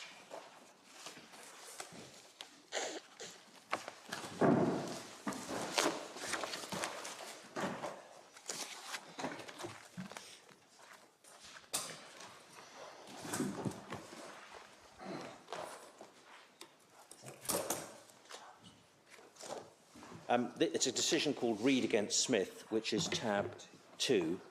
It is quite an old case. It's 1959. Decision of Mr. Justice Turner, as he then was. He eventually became President of the Court of Appeal in 1972.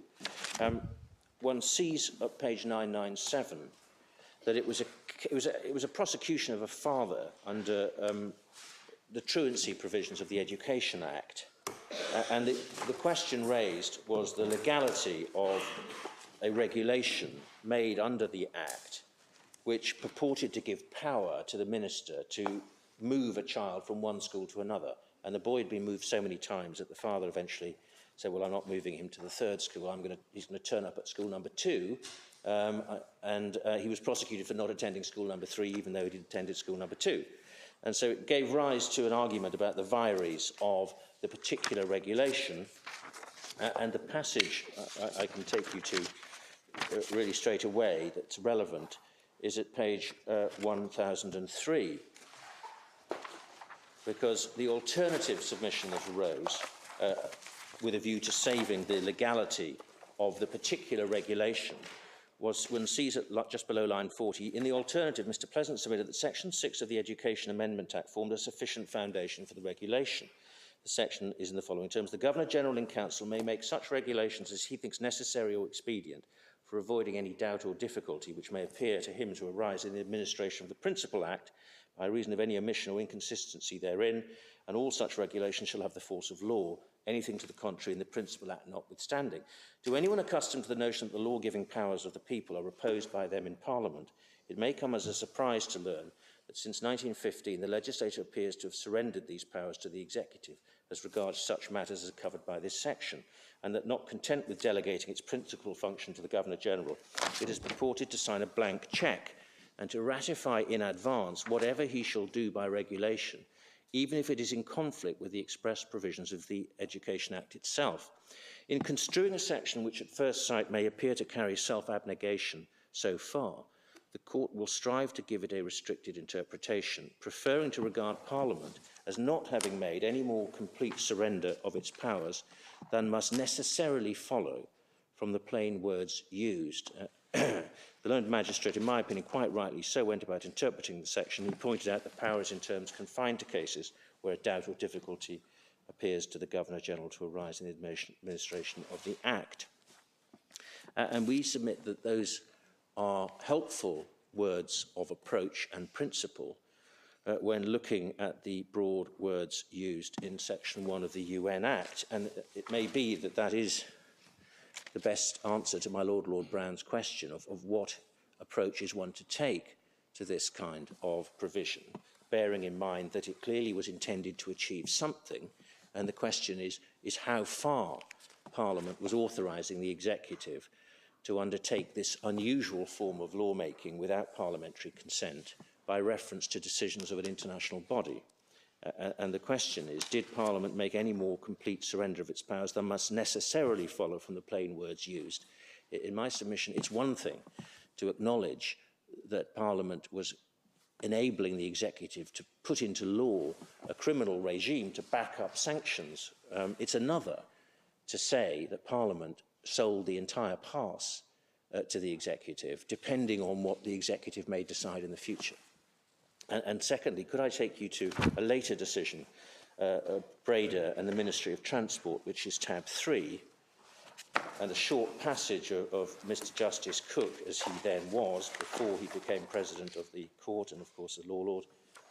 This was a case concerning the economic stabilisation regulations made under the Economic Stabilisation Act. That, and one sees from the head note and the holding, the regulations were intra vires. The general purpose of the Act is to promote economic stability, and it was all to do with introducing carless days to reduce petrol consumption. And petrol, an imported product, is a fundamental commodity in the economy, and in a period of rapidly rising international prices and threatened shortages, measures to limit its consumption by non-essential users are well capable of regarded as necessary or expedient. So, in a sense, a conventional vires analysis. The passage that I want to draw your attention to is a short one on page 78 in the judgment of Mr. Justice Cook.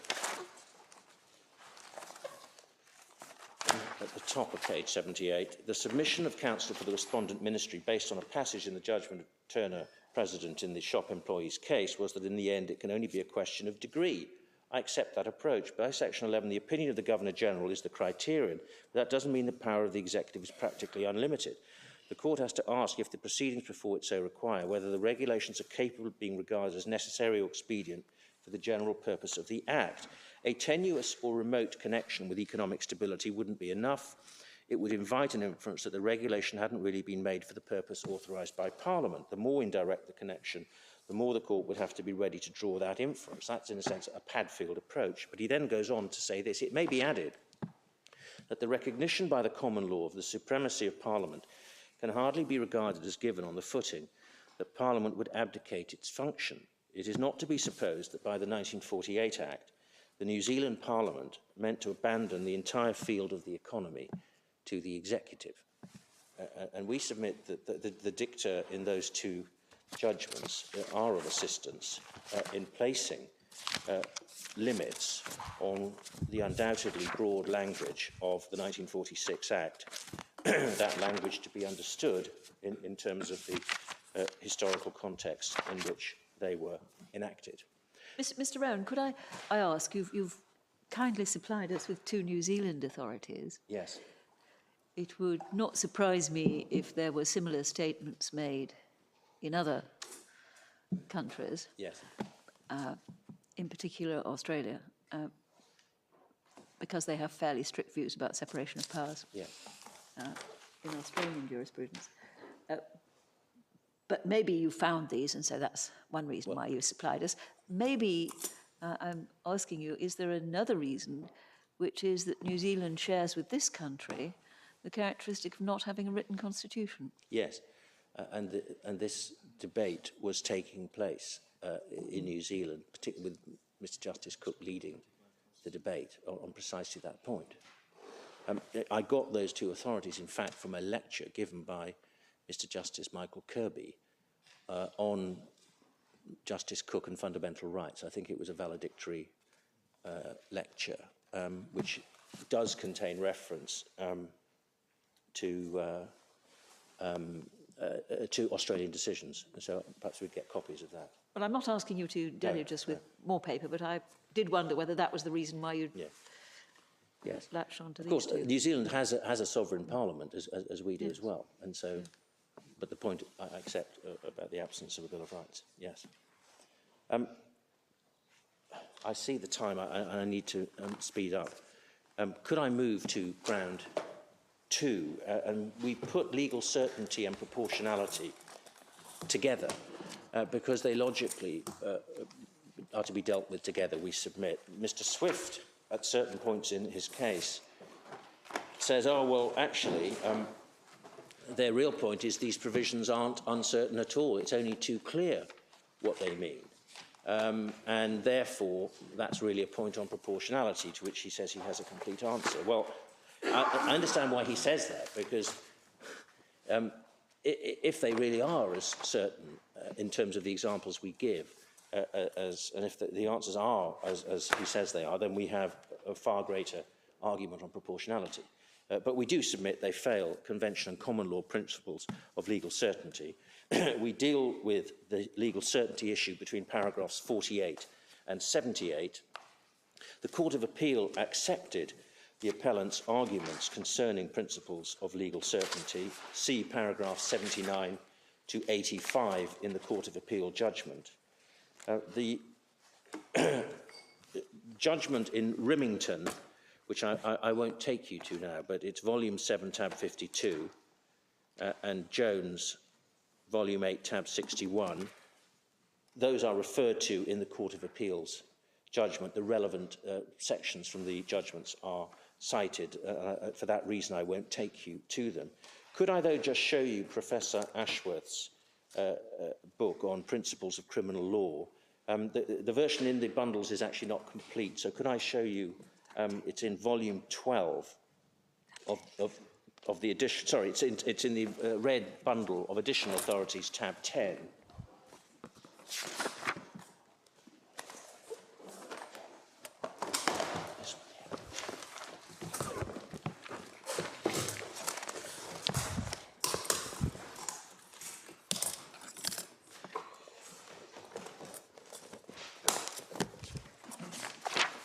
It's a helpful summary of this area of law.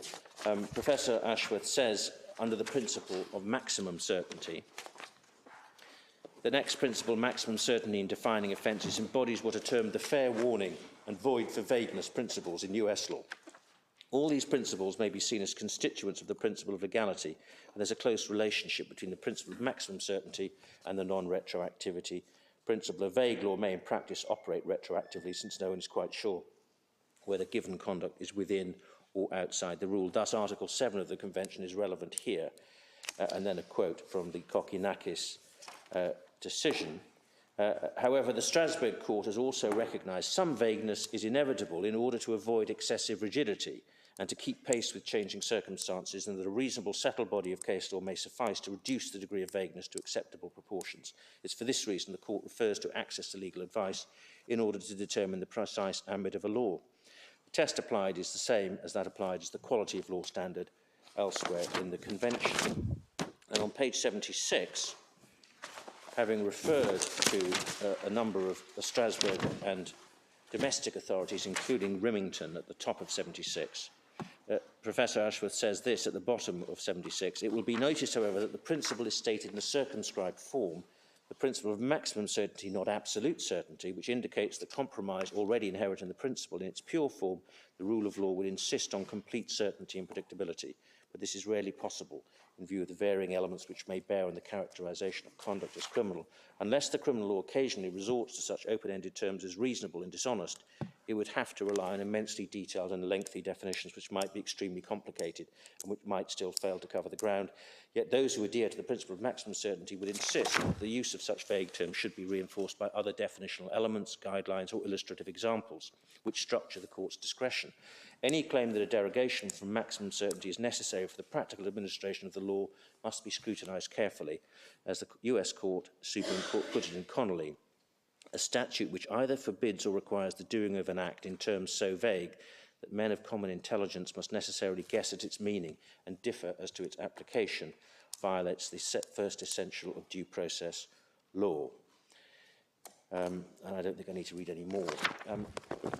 Lord Bingham, and again, if I just give you the reference without turning it up for reasons of time, but in his lecture, Sir David Williams' lecture on the rule of law, he identifies features of accessibility, intelligibility, clarity, and predictability as making up his first sub-rule of the rule of law. And for your note, Lord Bingham's lecture is at volume 12, tab 88, pages 69 to 70 is where he deals with his first sub-rule, and his second sub-rule is that questions of legal right and liability should ordinarily be resolved by the application of law and not the exercise of discretion.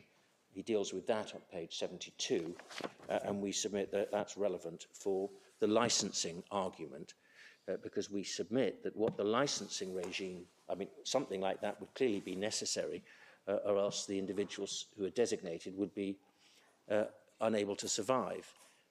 But the way it operates by a group of civil servants in an asset freezing unit poring over Tesco receipts and deciding what is and what is not a basic expense and giving people the nod that that is all right is, we submit, an essential part of this regime, and the enormous unstructured discretion which the licensing regime confers on these civil servants to operate the licensing regime is a paradigm example, we submit, of the kind of unstructured administrative discretion which Lord Bingham identifies as anathema to his second sub-rule.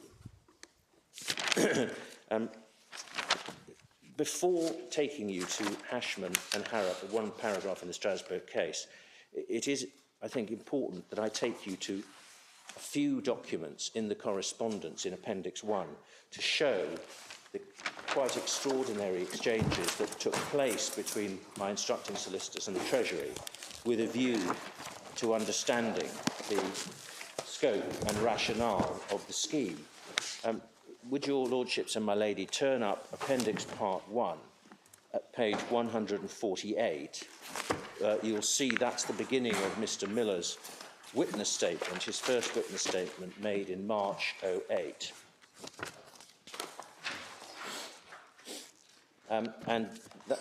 Turn then to page 152 for paragraph 15, where Mr. Miller sets out his concerns. He says the problem may be a more fundamental one than the regime under the order not being properly explained to those designated. With a control order, at least those subject to them know what it is they can and can't do. They're told, for example, they need to be at home at certain times and are committing a criminal offence if they're not. They can then shape their lives around the clear requirements of the regime. The effect of designation under the order is very different. It is simply not clear what it is that people can and cannot do. A, K and M regularly seek guidance as to what is or is not permitted. A, amongst other things, has sought guidance about whether he's permitted to take his young children to the shop to allow them to spend their pocket money. K recently has sought advice about how many pairs of shoes he's permitted to purchase. M, who does not live with his wife, is very worried about receiving meals from her when he spends time with his children. All have in some way got more used to some aspects of the regime, but they still don't truly understand the extent or scope of it. All have my mobile number so they can call me at any time should they have particular concerns about what's permitted. The uncertainty is compelling them to attempt to simplify their lives, so instances when they could possibly breach the terms of the order are minimised. This, however, often means not having contact with friends, families or others in the community. As a result of the confusion and uncertainty in respect of the scope and extent of the licence regime, I'll often seek guidance from the Treasury. And he then sets out his views and difficulties, which I can show you by reference to the letter, but at 18 he gives a specific example. For example, on the 29th of January, the Treasury inquired whether A, K and M had use of or owned any vehicles. I responded on their behalf and provided information that A borrowed a car from his wife's cousin, K borrowed a car from his non-designated brother, and M borrows his wife's car, from whom he is separated but sees regularly. On the 20th of February 2008, the Treasury responded, alleging, it should be 2008, not 2007, alleging that those people who had lent the cars had committed offences. Could I take you to page 157, where at the bottom of 157, this is the letter of the 20th of February 2008, one sees the asset freezing unit, which is a particular unit of the Treasury, the top right-hand corner. At the bottom, loan or use of cars. As you are aware, under the order, it's an offence for any person notified to make available funds, economic resources or financial services, directly or indirectly, to or for the benefit. Our letter of 2nd of August stated that an economic resource is something other than funds which could be used, etc. This could include assets such as property, jewellery, watches, cars, computers. Your letter states, Mr. Khan's, somebody made available a Saab. Your letter of 5th of February on M states that M has the use of his wife's car. His wife has been notified of his designation. In each of these cases, it appears that a notified person has made an economic resource available to a designated person in contravention of para 8 of the order. We're concerned at these apparent breaches, although we recognise there may be extenuating circumstances. And at the bottom, they say they're surprised at the further information, remind you it's an offence to make an economic resource available, also an offence for a designated person to deal with such a resource, although, as we set out, the day-to-day use of an economic resource is not prohibited, provided the designated person doesn't use it to obtain funds, goods or services. Mr. Miller wrote back a letter on page 160. That appears to be saying two contradictory things. Yes, it is. Well, I mean, you would say the first part of the letter is just wrong. Yes, completely. So, yes. But there was an attempt subsequently to clarify this. One sees on 160, Mr. Miller writes back to the sanctions unit, loan or use of cars, it would help if you could elucidate further your rationale for alleging our clients have committed offences. It's alleged that lending a car, making a car available for use, is in some way providing an economic resource to a designated person. As you're aware, the definition means set out, if it would be helpful to explain how being able to use a motor car, which has not been transferred into the name of the designated person, and therefore can't be sold by them, is an economic resource which can be used to obtain funds, goods or services. And then he sets out under uncertainty that the complexity of the order is a minefield for those who are legally trained, but the finer points of it are unintelligible to the designated persons, and sets out the distress that it's causing. Halfway down, then, this is the point that my Lord Mance referred to. As far as our clients are concerned, your letter of the 20th of February adds significant further uncertainty. It would be helpful if you could respond indicating whether the following instances constitute offences under the order, either by the designated person or by a third party, so we can advise our clients on how to ensure they and others don't commit criminal offences. We then get borrowing an item of clothing from person B, who's aware of the designation. Please consider the example in respect of cheap and expensive items. Person A borrows a lawnmower from person B, who's aware of the designation. Person A borrows jewellery, borrows a bicycle, borrows a book. In all of the above examples, the items are being lent and not permanently given. Is A and or B committing a criminal offence in these examples? It would also help if you could provide answers to the questions in circumstances where person B has not been notified of the designation. Could you also explain whether borrowing an item regularly or for a prolonged period of time can affect whether borrowing or loaning an item constitutes an offence, or whether matters are different if the item is borrowed, used and then returned shortly thereafter? Mr. Miller, I think, must have enjoyed drafting this letter. Well, I make no comment about that, but he was raising some important points. Over the page... I rather think he was teasing, wasn't he? Well, he gets an interesting answer in a minute to the tease. But I don't accept that that is what it was. He genuinely was, albeit by perhaps some far-fetched examples to a normal or sane person, but they were not actually regarded as so far-fetched as we'll see. Then there's a number of questions about economic resources, and I won't read that out, but that passage on 162.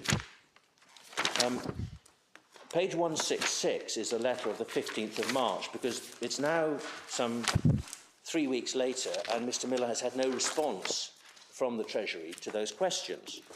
And we see at 166, two-thirds of the way down, we responded to your letter on the 22nd of February. To date, we haven't received a response. More troubling is the complete failure of the AFU to respond to our representations in respect of the scope of the regime, and our contention borrowing a car doesn't amount to a breach of the order.